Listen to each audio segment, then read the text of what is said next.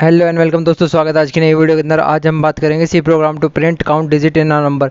आज की वीडियो के अंदर हम बात करेंगे कि कोई भी हम नंबर लेंगे रैंडम, उसकी कितनी डिजिट है, उसके अंदर कितने उसके काउंट करेंगे, उसके नंबर कितनी डिजिट हैं। ओके, आज की वीडियो के अंदर हम यही बात करेंगे। ध्यान से देखना और ध्यान से समझना। अगर कुछ समझ में आए तो नीचे कमेंट करके ज़रूर बताना। ओके, मैं कोशिश करूँगा उसके लिए फिर नई वीडियो बना सकूँ। अब आते हैं हम अपनी स्क्रीन के ऊपर। अब आ गए हम अपने प्रोग्राम के ऊपर। सबसे पहले इसका क्वेश्चन क्या होगा, C program to print count digit in a number. Okay, ये इसका क्वेश्चन होगा। सबसे पहले इसमें देखिए हमारी हेडर फाइल आएंगे, hash include student hash include conio dot h. ये दोनों हमारी हेडर फाइल है। फिर उसके बाद हमारा वर्ड में हमारा मेन फंक्शन जैसा हमारा प्रोग्राम स्टार्ट हो रहा है। फिर हमने वेरिएबल डिक्लेयर करें इंट एन और काउंट की वैल्यू दी है हमने 0। अब हम कोई भी नंबर स्टार्ट करते हैं तो कहाँ से स्टार्ट करते हैं, 0 से स्टार्ट करते हैं। 0 से स्टार्ट करते हैं, 0 1 2 3 जितने भी नंबर होंगे वो प्रिंट करवा देगा लास्ट में। इसके बाद में CLR SCR कंसोल स्क्रीन को क्लियर करवाने के लिए।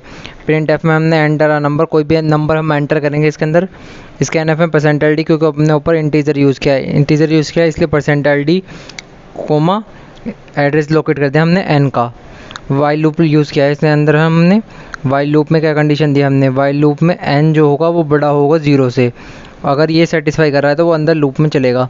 n is to n divided by 10, जो भी हम वैल्यू डालेंगे वो डिवाइड हो जाएगी 10 से। और काउंट प्लस प्लस मतलब उसके नंबर आगे बढ़ता रहेगा, मतलब 0 1 2 ऐसे वो बढ़ता चला जाएगा। ओके, उसके बाद प्रिंट एफ में टोटल डिजिट हमारे बता देगा। जैसे हमने 62 गिरा तो इसमें कितनी डिजिट होगी, 2 ऐसे डिजिट बता देगा। इसमें टोटल डिजिट हमारी कितनी होंगी, टोटल 2 डिजिट है ना, जितनी भी हम डालेंगे उतना इसमें शो कर देगा। ओके, लास्ट में गैस चेंज कंसोल स्क्रीन को होल्ड रखने के लिए। अब हम इस प्रोग्राम को रन करके देखते हैं कि इसका आउटपुट क्या आता है।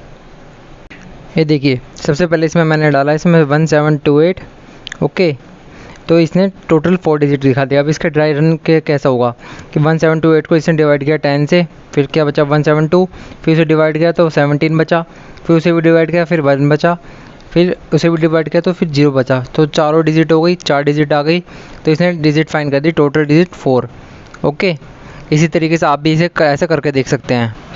नए नए नंबर डाल के कितनी भी डिजिट हम फाइंड कर सकते हैं इसके अंदर। ओके, आप भी करके देखिए। अगर कुछ समझ में आए तो नीचे कमेंट करके ज़रूर बताइए। आज के लिए बस इतना ही। Thank you.